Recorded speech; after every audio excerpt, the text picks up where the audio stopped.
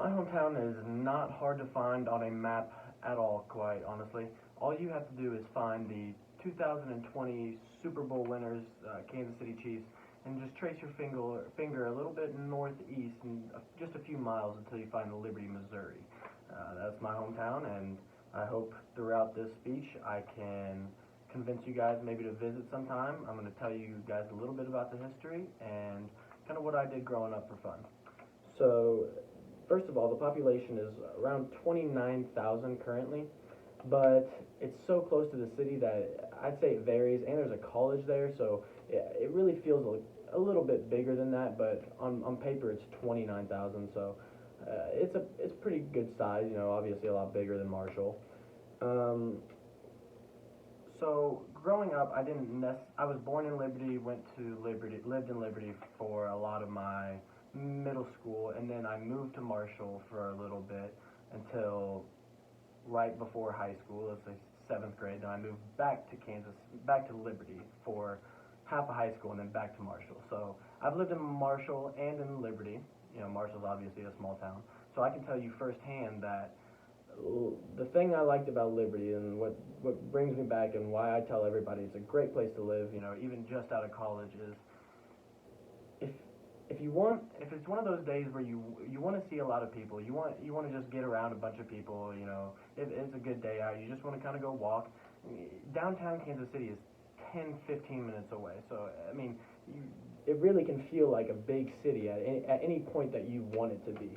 Or if you're having one of those days or weeks or months or whatever where you really just don't want to see anybody, you can make Liberty feel pretty exclusive. I mean, it's you can stay home and there's not people out running the streets and driving crazy, and you can just not see anybody. And if you don't have to go to the store, you won't have to run into anybody. It's quite nice. So Liberty does have a few attractions. Well, one attraction that I'll talk about, and then one is just the college. I'll talk a little bit about that. Um, the college is William Jewell. They're the Cardinals, and it's a pretty it's a private school, so it's a little more expensive, but it's a very good education. I considered going there, but um, I enjoy Valley now, so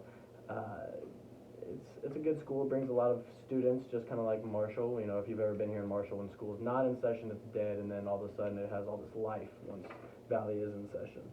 So besides William Jewell, there is a Jesse James museum in an old bank. So Jesse James, if you don't know, he was a famous bank robber, and he actually robbed a bank in Liberty, and they decided that it was cool enough that they were going to turn the whole bank into a museum. So you can go there and walk the grounds that he was on, learn a little bit about him. If you don't know anything about him, it's a very interesting story.